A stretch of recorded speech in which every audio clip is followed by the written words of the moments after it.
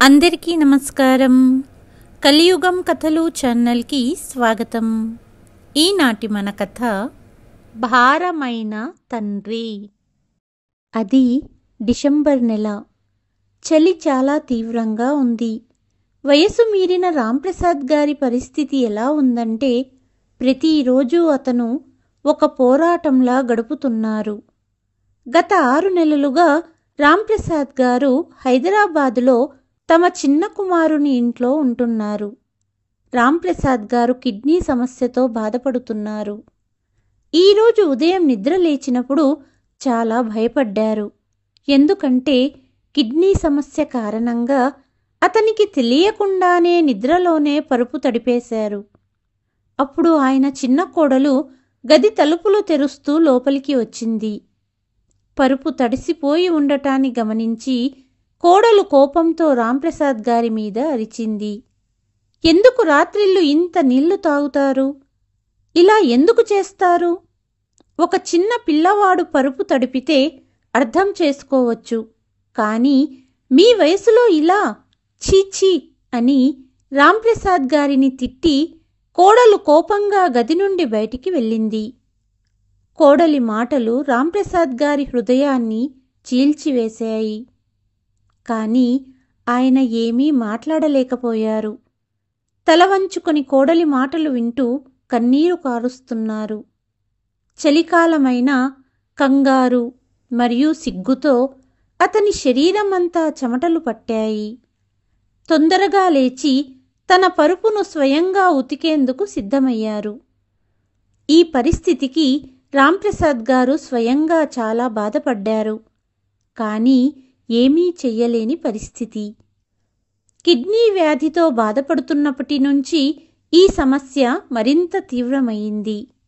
గది బయట అంజలి కోపంతో కేకలు వేస్తోంది.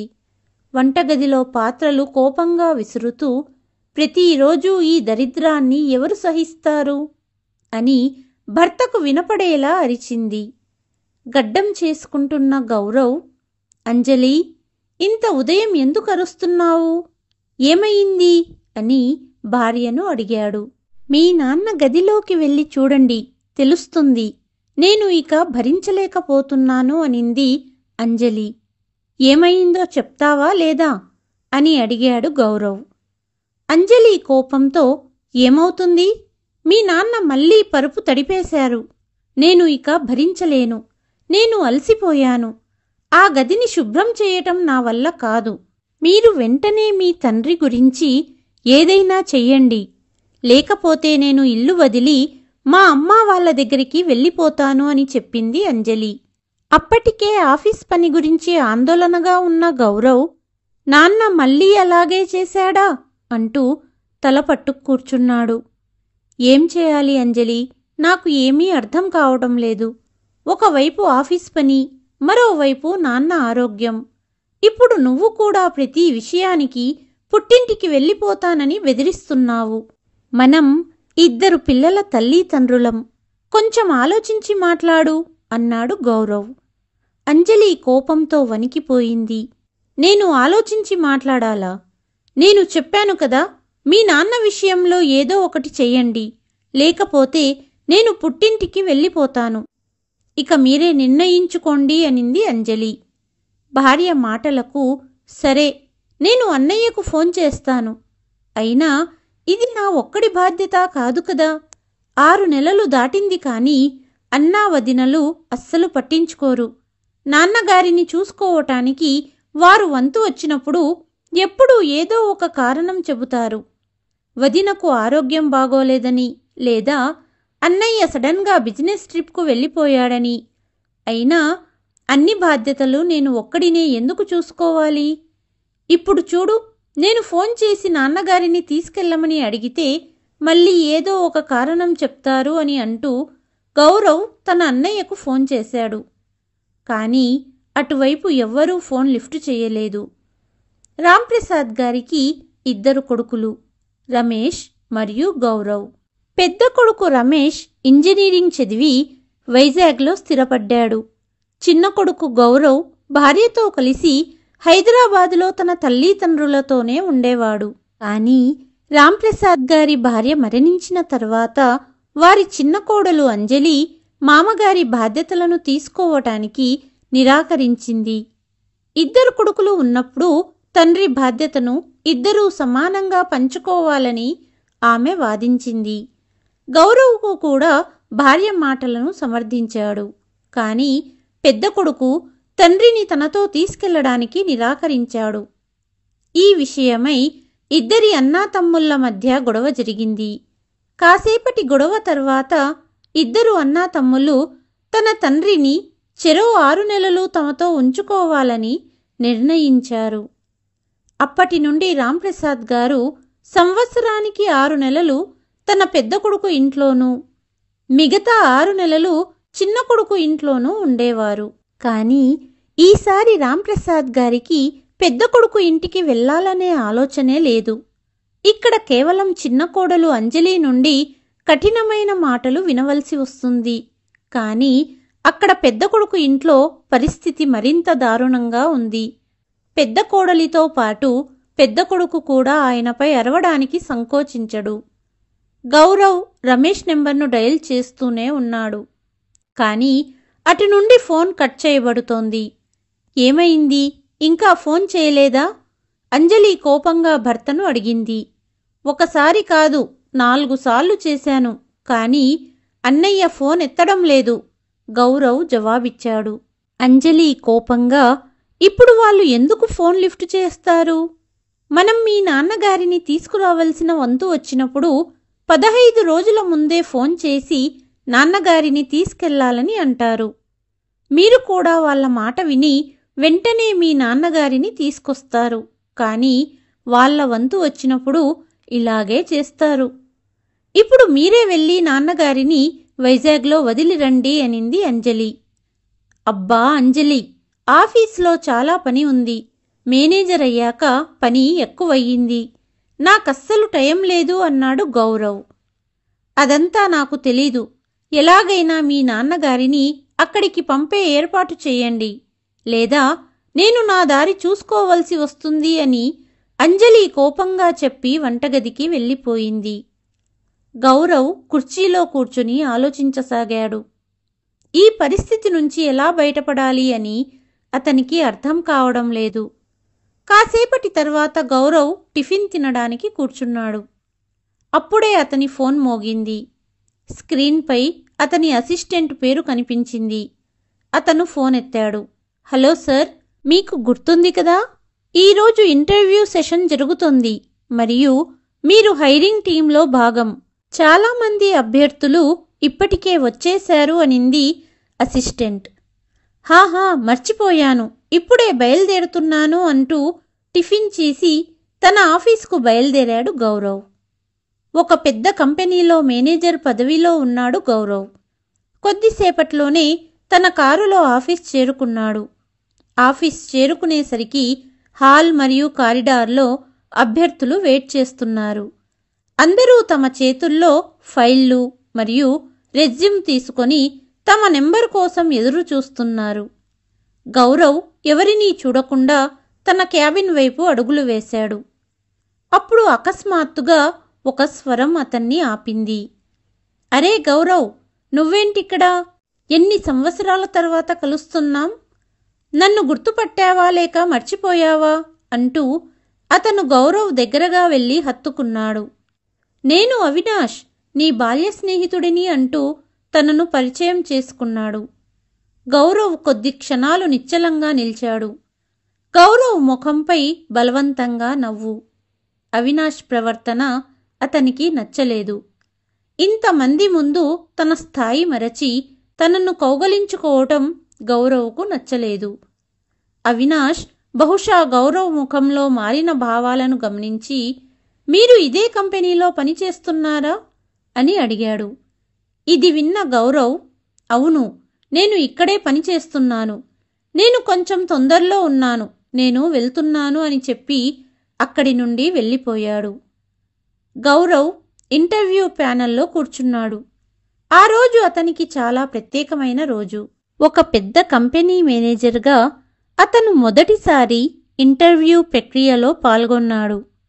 తాను కుర్చీలో కూర్చున్నప్పుడల్లా తనపై తనకు గర్వంగా అనిపించింది. కాని ఈ గర్వం త్వరలో అహంకారంగా మారిపోయింది. ఎందుకంటే ఇంటర్వ్యూ ఇవ్వడానికి అతని పాత స్కూల్ స్నేహితుడు అవినాష్ వచ్చి నిలబడ్డాడు. అవినాష్ గదిలో అడుగు పెట్టగానే గౌరవ్కు స్కూల్ రోజుల జ్ఞాపకాలు తాజా అయ్యాయి. వారిద్దరి సంబంధం స్నేహం కంటే పోటీ ఎక్కువ. స్కూల్ రోజుల్లో వారిద్దరూ ఇరుగు పొరుగువారు కూడా. ఇద్దరూ చాలా కష్టపడేవారు మరియు తెలివైన వారు. కాని ఎప్పుడూ అవినాష్ గెలిచేవాడు. స్కూల్లో అవినాష్ ఎల్లప్పుడూ అందరికంటే తెలివైన వాడిగా పేరు తెచ్చుకున్నాడు. అతనికి గొప్ప భవిష్యత్తు ఉంటుందని స్కూల్లో అందరూ అనే మాటలు ఎల్లప్పుడూ గౌరవ్ వినేవాడు. కాని ఈరోజు అవినాష్ ఉద్యోగం కోసం గౌరవ్ ముందు నిలబడ్డాడు.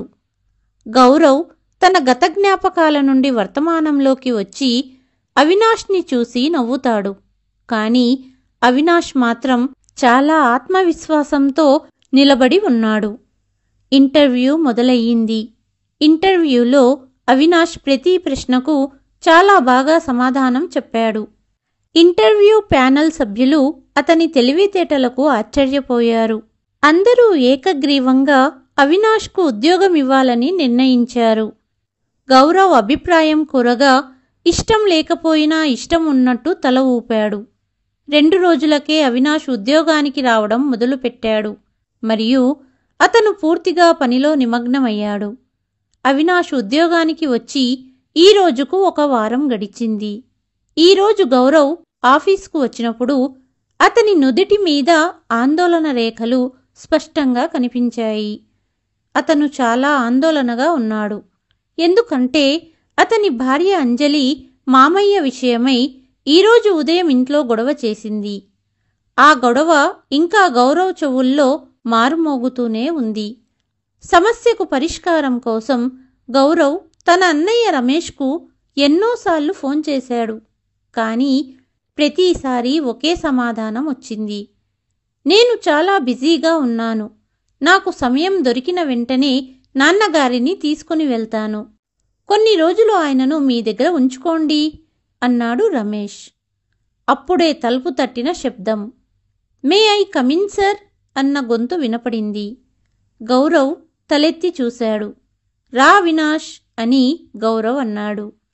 అవినాష్ లోపలికి వచ్చి సర్, నాకు 2 రోజుల సెలవు కావాలి అన్నాడు. ఇప్పుడే నువ్వు ఉద్యోగంలో చేరావు, అప్పుడే లీవ్ అంటే ఎలా? మనము చాలా పెద్ద ప్రాజెక్టు కోసం పనిచేస్తున్నాము, గుర్తుపెట్టుకో అన్నాడు గౌరవ్. సర్, రేపు నేను మా అమ్మను వైజాగ్ తీసుకెళ్ళాలి. వైజాగ్లో మా అక్క వాళ్ళ కొత్త ఇంటి గృహప్రవేశం ఉంది. అమ్మ తప్పకుండా వెళ్ళాలి అంటుంది. రేపు ఉదయం ట్రైన్కి వెళ్ళాలి అన్నాడు అవినాష్. వైజాగా? ఇది విన్న గౌరవ్కు ఒక ఆలోచన వచ్చింది. అన్నయ్య ఇల్లు కూడా వైజాగ్లోనే ఉంది. అవినాష్ ఎలాగో వెళ్తున్నాడు కాబట్టి నాన్నను పంపించేస్తే ఒక పని అయిపోతుంది అనుకుంటూ, సరే అవినాష్, నీకు సెలవిస్తాను, కానీ నాకు ఒక చిన్న పని చెయ్యాలి అని చెప్పాడు. అవినాష్ వెంటనే సరే సార్ చెప్పండి, నేను తిరిగి వచ్చాక చేస్తాను అన్నాడు.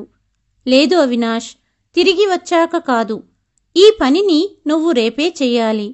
నిజానికి నా అన్నయ్య కూడా వైజాగ్లోనే ఉంటాడు.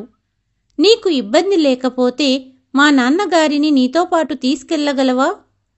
అదేంటంటే నాన్నను ఒక్కడినే పంపించలేను. తీసుకెళ్లడానికి నా వద్ద సమయం లేదు. నువ్వు వెళ్ళినప్పుడు తీసుకెళ్లావంటే అన్నయ్య రైల్వే స్టేషన్కి వస్తాడు అన్నాడు గౌరవ్. సర్, ఇందులో ఇబ్బంది పడడానికి ఏముంది?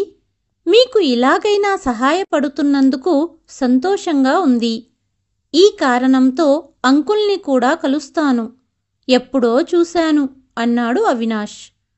అవినాష్ సమాధానాన్ని విని గౌరవ్కు తలమీద నుండి పెద్ద భారం తగ్గినట్టు అనిపించింది.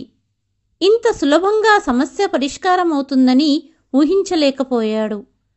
అవినాష్ తన గది నుండి వెళ్ళిపోయాక గౌరవ్ హమ్మయ్యా అన్నట్టు కూర్చున్నాడు. సాయంత్రం ఇంటికి వెళ్ళగానే తండ్రితో మరుసటి రోజు వైజాగ్ ప్రయాణం గురించి చెప్పగానే వంటింట్లో ఉన్న అంజలి పరిగెత్తుతూ బయటికి వచ్చింది. తన సంతోషానికి హద్దులు లేవు. అరే వావ్! చివరకు సమస్య పరిష్కారం దొరికింది. ఇప్పుడు నాకు కొంచెం విశ్రాంతి దొరుకుతుంది అనింది. కాసేపు కూడా ఆలస్యం చెయ్యకుండా వెంటనే రాంప్రసాద్ సామాను ప్యాక్ చేయటంలో నిమగ్నమయ్యింది. కానీ రాంప్రసాద్ గారు విచారంగా ఉన్నారు. అయితే ఎవ్వరికీ ఆయన విచారంతో లేదా సంతోషంతో సంబంధం లేదు. మరుసటి ఉదయం రాంప్రసాద్ గారి సామాను బయట ఇంటి ఆవరణలో పెట్టింది అంజలి. గౌరవ్ తన తండ్రి సామాను కారులో పెడుతుండగా రాంప్రసాద్ గారు మెల్లగా కొడుకుతో ఇలా అన్నారు. గోలు, నువ్వే నన్ను వైజాగ్కి తీసుకెళ్లి ఉంటే బాగుండేది. నేను ఒంటరిగా ప్రయాణం చెయ్యలేను విచారంగా అన్నారు. తండ్రి స్వరంలోని విచారం గౌరవ్కి అస్సలు పట్టటం లేదు. పైగా అతను కోపంగా, నాన్నా, నన్ను గోలు అని పిలవద్దని మీకు ఎన్నిసార్లు చెప్పాను? నా పేరు గౌరవ్, నువ్వే పెట్టావు కదా. ఇప్పుడు నేను చాలా పెద్ద పదవిలో ఉన్నాను. సమాజంలో నాకంటూ గౌరవం ఉంది. నా కింద ఎంతమంది పనిచేస్తున్నారో తెలుసా? వాళ్ళంతా నాకు ఎంత గౌరవం ఇస్తున్నారో తెలుసా? అన్నాడు కోపంగా. రాంప్రసాద్ గారికి బాల్యం నుంచి తన కొడుకుని గోలు అని పిలిచే అలవాటు ఉంది. కొడుకు మాటలకు రాంప్రసాద్ గారు ఏమీ మాట్లాడకుండా అతను వైపు చూస్తూ నిలబడ్డారు. ఇక నీతో రావడం గురించంటావా? నేను ప్రస్తుతం ఒక ముఖ్యమైన ప్రాజెక్టుపై పనిచేస్తున్నాను కాబట్టి నీతో కలిసి రావడం నాకు సాధ్యం కాదు అని చెప్పగానే రాంప్రసాద్ గారికి ఒక శబ్దం వినిపించింది. తాతయ్య, త్వరగా రండి, మీరు లేకపోతే మాకు బోరుగా ఉంటుంది అని ఆయన మనవరాలు మనవడు అన్నారు. తన మనవల్ల నిష్కలంకమైన ప్రేమను చూసి రాంప్రసాద్ గారు వారిని గట్టిగా హత్తుకున్నారు.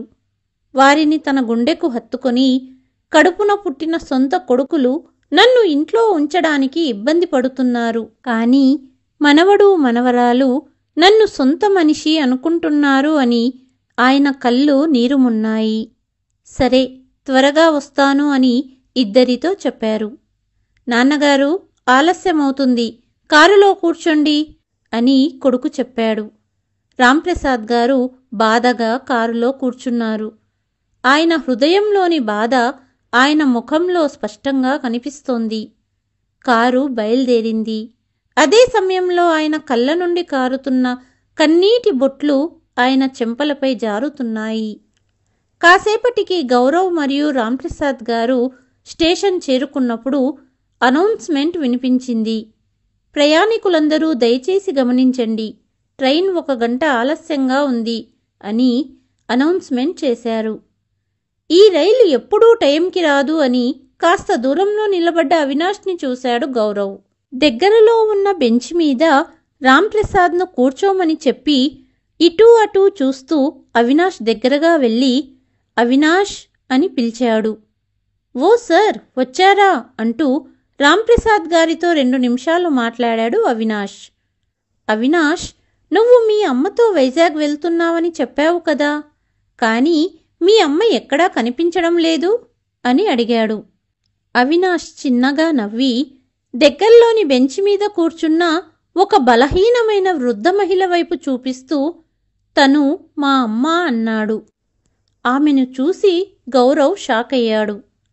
అతను అవినాష్ అమ్మని గుర్తించలేకపోయాడు.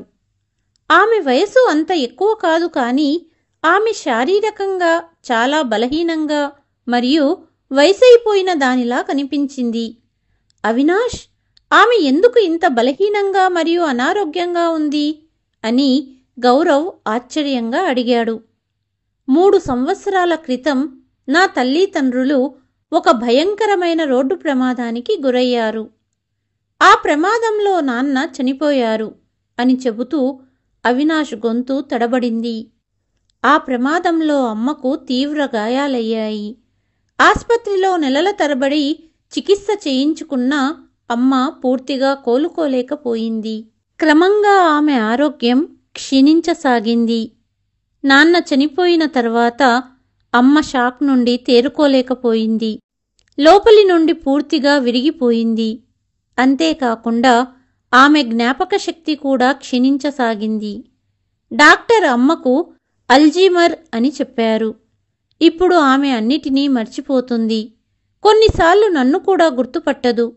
నా తల్లిదండ్రుల ప్రమాదం జరిగే 2 రోజుల ముందే నాకు విదేశాలలో ఉద్యోగం వచ్చింది. మేమంతా చాలా సంతోషించాము. కానీ నాన్న చనిపోయిన తర్వాత నేను విదేశాలకు వెళ్లడం క్యాన్సిల్ చేసుకున్నాను.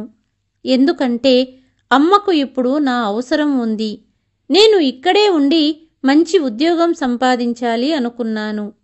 కానీ ఆ తర్వాత కరోనా వచ్చింది.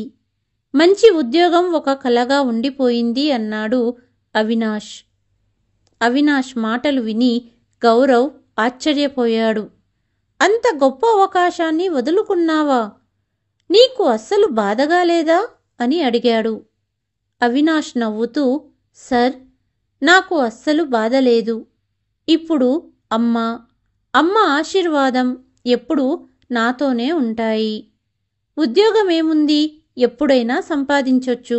కానీ నేను విదేశాలలో ఉద్యోగం కోసం అమ్మను వదిలి వెళ్ళిపోయి ఉంటే జీవితాంతం ఆ భారాన్ని మోయవలసి వచ్చేది అన్నాడు అవినాష్.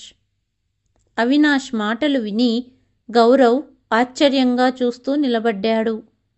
కానీ అవినాష్, ఈ పరిస్థితుల్లో అమ్మను చూసుకోవడం చాలా ఇబ్బంది కదా. మీరిద్దరూ అన్నాతమ్ములు కలిసి చూసుకుంటున్నారా అడిగాడు గౌరవ్. లేదు సార్, నా అన్నయ్య కర్నూల్లో ఉంటాడు. అయితే అమ్మను చెరో 6 నెలలు చూసుకుంటున్నారన్నమాట. తన మనసును సంతృప్తి పరుచుకోవడానికి గౌరవ్ అడిగాడు. లేదు లేదు సార్, నేను ఇలా ఎప్పటికీ జరగనివ్వను. ఇది అమ్మ ఇల్లు. మొదటి నుంచి అమ్మా నాన్న ఇక్కడే ఉండేవారు. నాన్న జ్ఞాపకాల నుండి అమ్మను వేరు చెయ్యలేను. వేరే ఇంట్లో కూడా అమ్మ ఎలా ఉండగలదు? అయినా ఈ వయసులో అటూ ఇటూ తిరగడం మంచిది కాదు. అమ్మను నేను చూసుకోలేక అన్నయ్య వద్దకు పంపాను అనే ఆలోచన కూడా అమ్మకు రావడం నాకిష్టం లేదు. నాన్న పోయాక అమ్మకు స్థిరమైన ఇల్లు లేదు. ఆవిడ నాపై భారమయ్యిందనే ఆలోచన ఆవిడకు రాకుండా చూసుకుంటున్నాను. ఈ విషయంలో నేను చాలా అదృష్టవంతుడిని. ఎందుకంటే నా భార్య నాకంటే ఎక్కువగా అమ్మను జాగ్రత్తగా చూసుకుంటుంది. అమ్మ పరిస్థితిని అర్థం చేసుకుంటుంది అన్నాడు అవినాష్. అవినాష్ చెప్పిన మాటలు విన్న గౌరవ్, అవును అవినాష్, జీవితంలో మనం కొన్నిసార్లు ప్రయోజనకరమైన నిర్ణయాలు కూడా తీసుకోవాలి. కేవలం భావోద్వేగాలతో తీసుకున్న నిర్ణయాలు చాలా సందర్భాలలో తప్పుగా నిరూపితమవుతాయి. సొంత కుటుంబ బాధ్యతలు మోస్తూ మనిషి కూడా అలసిపోతాడు. అప్పుడు మనసులో ఏదో ఒక ఆలోచన తప్పకుండా వస్తుంది. ఎందుకు మనమే తల్లిదండ్రులను చూసుకోవాలి, మరొక సోదరుడు ఎందుకు చూసుకోకూడదు అనే ఆలోచన వస్తుంది అన్నాడు గౌరవ్. ఇలా అనగానే అవినాష్ నవ్వి, సార్, నా అభిప్రాయం ప్రకారం ఒక పనిని భారంగా భావించినప్పుడే అది కష్టంగా అనిపిస్తుంది. తల్లిదండ్రులు తమ పిల్లలను ఎప్పుడూ భారంగా భావించరు. అలాంటప్పుడు మనం మన తల్లిదండ్రులను ఎలా భారంగా భావించగలం? అలాగే మన కర్మలు తెలియకుండానే సంస్కారాలుగా మారి మన పిల్లల ద్వారా మనకు తిరిగి వస్తాయి. ఒక మనిషి ఈ చిన్న విషయం అర్థం చేసుకుంటే అతని వృద్ధాప్యం సుఖంగా గడుస్తుంది అని అన్నాడు అవినాష్. అవినాష్ మాటలు విని గౌరవ్కు ఎలా అనిపించిందంటే అవినాష్ తన ముఖం మీద గట్టిగా కొట్టినట్లు అనిపించింది. అతను నిశ్చలంగా నిలబడ్డాడు. అతని అహంకారం క్షణాల్లో నీరుగారిపోయింది. అదే సమయంలో రైలు వచ్చింది. గౌరవ్, అవినాష్ ఇద్దరూ కలిసి ముందుగా రాంప్రసాద్ను రైల్లో కూర్చోబెట్టి తర్వాత తన తల్లిని అవినాష్ ట్రైన్లో కూర్చోబెట్టాడు. రాంప్రసాద్ కిటికీ నుండి బయట చూస్తూ, గౌరవ్, నీవు జాగ్రత్త, నీ భార్య మరియు పిల్లలను బాగా చూసుకో అని అంటుండగానే రైలు ముందుకు వెళ్ళిపోయింది. కాని తండ్రి మాటలు విన్న గౌరవ్ నేడు తండ్రి స్వరంలో ఒక బాధను అతను అనుభవించాడు. దాన్ని అతను ఇంతకు ముందు ఎప్పుడూ చూడలేదు. రైలు బయలుదేరిన కాసేపటికి గౌరవ్ లోతైన ఆలోచనల్లో మునిగిపోయి తన ఆఫీసు వైపు నడిచాడు. కానీ అవినాష్ మాటలు అతని మనసును కదిలించాయి. అతని మనసులో ప్రశాంతత మాయమైంది.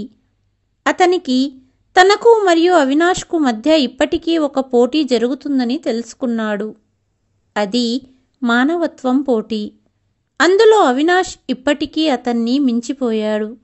ఒకవైపు గౌరవ్ ఏమీ తప్పు చేయలేదని తన మనసుకు చెప్పుకోవడానికి ప్రయత్నిస్తున్నాడు. కానీ మరోవైపు మనసులో ఆలోచనలతో సతమతమవుతున్నాడు. నేను ఇప్పుడు ఈ స్థానంలో ఉన్నానంటే కారణం నా కష్టంతోనేనా? ఇందులో సంవత్సరాల తరబడి నా తల్లిదండ్రుల కష్టం లేదా?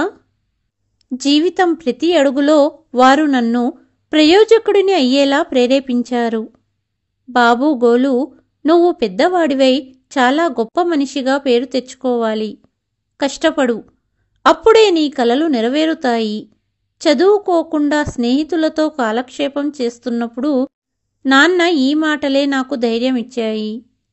ఎప్పుడూ నాన్నే నాకు అండగా నిలిచారు. నా భుజాలపై చెయ్యి వేసి ధైర్యాన్ని చెప్పేవారు. కానీ ఇప్పుడు ఆ చేతులు బలహీనమయ్యి సహాయం కోసం నా భుజాల అవసరం ఉన్నప్పుడు నేను వారిని వదిలేశాను. హృదయం మరియు మనసు మధ్య జరుగుతున్న పోరాటంలో గౌరవ్ అలసిపోయాడు. కళ్ళు మూసి మనసును ప్రశాంతం చేయటానికి ప్రయత్నించాడు. అప్పుడు ఆమె తల్లి ఆస్పత్రి పరుపు మీద క్యాన్సర్ వ్యాధితో పోరాడుతున్న సమయం కళ్ళ ముందు కదలాడింది. గౌరవ్ ఆ సమయంలో తల్లి కోసం ఆహారం తీసుకుని వెళ్ళాడు. తల్లి వద్దకు వెళ్ళబోతుండగా గది లోపలి నుండి ఒక గొంతు వినపడింది. ఆ శబ్దం విని గౌరవ్ అడుగులు గది బయట ఆగిపోయాయి. తల్లి పక్కన కూర్చున్న తండ్రిని తల్లి ఓదారుస్తుంది. మీరు ఆందోళన చెందకండి. ప్రతి ఒక్కరూ ఏదో ఒకరోజు వెళ్ళిపోవాలి. దీనిలో బాధపడడానికి ఏమీ లేదు అనింది. నన్నేమి చెయ్యమంటావు కమలా? నువ్వు లేకుండా నేను ఒక్క క్షణం కూడా ఉండలేను. నువ్వు ఒక్కసారైనా నా గురించి ఆలోచించలేదా అంటూ రాంప్రసాద్ గారు వెక్కి వెక్కి ఏడుస్తున్నారు. ఆ విషయంలో మీరు భయపడకండి. రమేష్ స్వార్థపరుడు, కానీ గౌరవ్పై నాకు చాలా నమ్మకం ఉంది. మిమ్మల్ని చాలా జాగ్రత్తగా చూసుకుంటాడు. ఇది ఒక తల్లి నమ్మకం. అది ఎప్పుడూ తప్పదు అనింది తల్లి. కానీ 2 రోజులకే అమ్మ మమ్మల్ని వదిలి వెళ్ళిపోయింది. నాన్న చాలా బాధపడ్డారు. చాలా ఒంటరిగా అయిపోయారు. కానీ మేము ఆయన ఒంటరితనాన్ని అర్థం చేసుకోలేకపోయాము. అమ్మ మరణించిన తర్వాత 13వ రోజు మీ నాన్న బాధ్యత మనమే ఎందుకు మోయాలి? 2 కొడుకుల బాధ్యత అని చెప్పింది అంజలి. నాకు తన మాటలు సబబుగానే అనిపించింది. అన్నయ్య నాన్నని తనతో ఉంచుకోవడానికి ఇష్టపడడు అని తెలిసినా నాన్న బాధ్యతను మేము సమానంగా పంచుకుందామని నిర్ణయించుకున్నాను. ఈ విషయం నాన్నకు తెలిసినప్పుడు ఆయన ముఖం ఎంత బాధగా మారిపోయిందో. ఆయన స్నేహితులు, బంధువులు అందరూ హైదరాబాదులోనే ఉన్నారు. వారితో ఆయన తన సమయాన్ని బాగా గడుపుకోవచ్చు. కానీ నేను అని మనసులో ఆలోచిస్తూ గౌరవ్ కళ్ళ వెంబడి నీరు కారుతుంది. అమ్మా, నువ్వు నాపై చాలా నమ్మకం పెట్టుకున్నావు. కానీ నేనేం చేశాను? నాన్నను ఇంత బాధపెట్టి నీ నమ్మకాన్ని వమ్ము చేశాను. ఇదంతా చూస్తూ నీ ఆత్మ ఎంత వేదన పడి ఉంటుంది అని వెక్కి వెక్కి ఏడ్చాడు. కాసేపటికి తనను తాను సంధాయించుకొని తన తల్లి తనను ఎప్పటికీ క్షమించదు అని భావించి కొంతసేపు ఆలోచించి తన కన్నీళ్లను తుడుచుకొని మొబైల్ తీసి వైజాగ్కు ఫ్లైట్ టికెట్ బుక్ చేసుకున్నాడు. సమయం వృధా చెయ్యకుండా ఆఫీసు నుండి బయటికి వెళ్ళిపోయాడు. దాదాపు 5 గంటల తర్వాత ఫ్లైట్ వైజాగ్ చేరుకుంది. అక్కడి నుండి గౌరవ్ ట్యాక్సీలో రైల్వే స్టేషన్ వెళ్ళాడు. అప్పుడే అవినాష్ తన తల్లి మరియు రాంప్రసాద్ గారిని తీసుకొని కిందకు దిగినప్పుడు గౌరవ్ వారి ముందు నిలబడి ఉన్నాడు. కొడుకును చూసి రాంప్రసాద్ గారు ఆశ్చర్యపోయారు. అప్పుడు గౌరవ్ అవినాష్ను గట్టిగా హత్తుకొని, నా బాధ్యతను నాకు గుర్తు చేశావు, నీకు రుణపడి ఉంటాను అని అన్నాడు. ఆ మాటలు విని అవినాష్ ఆశ్చర్యంతో కూడిన ఆనందంతో గౌరవ్ను చూశాడు. ఆ తర్వాత గౌరవ్ తన తండ్రి బ్యాగ్ను తీసుకొని తండ్రి చేతిని తన భుజంపై వేసుకొని, నాన్నా పదండి, ఎయిర్పోర్టుకి వెళ్ళాలి అన్నాడు. కానీ ఎయిర్పోర్టుకు ఎందుకు? నన్ను రమేష్ తన ఇంటికి తీసుకెళ్లడానికి వస్తున్నాడు కదా అని రాంప్రసాద్ గారు అడిగారు. అప్పుడు గౌరవ్, లేదు నాన్న, మనం తిరిగి హైదరాబాద్ వెళ్ళాలి అని అన్నాడు. ఇక నుండి నువ్వు ఎప్పుడూ అక్కడే నీ ఇంట్లోనే ఉంటావు అన్నాడు గౌరవ్. కొడుకు మాటలు వినగానే రాంప్రసాద్ తన కొడుకుని ఆశ్చర్యంగా చూశారు. దాదాపు 4 గంటల తర్వాత గౌరవ్ తన తండ్రిని తీసుకొని ఇంటికి చేరుకున్నాడు.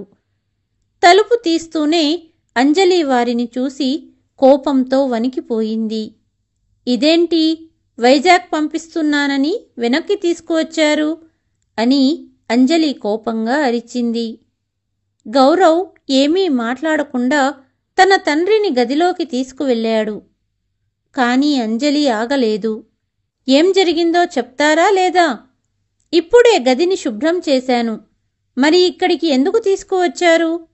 ఇల్లంతా వాసనతో కంపు కొట్టడానికా అని అరిచింది. ఇక గౌరవ్ కోపాన్ని ఆపుకోలేకపోయాడు. అతను ఆగి అంజలిని చూశాడు. అతని కళ్ళు కోపంతో ఎరుపెక్కాయి.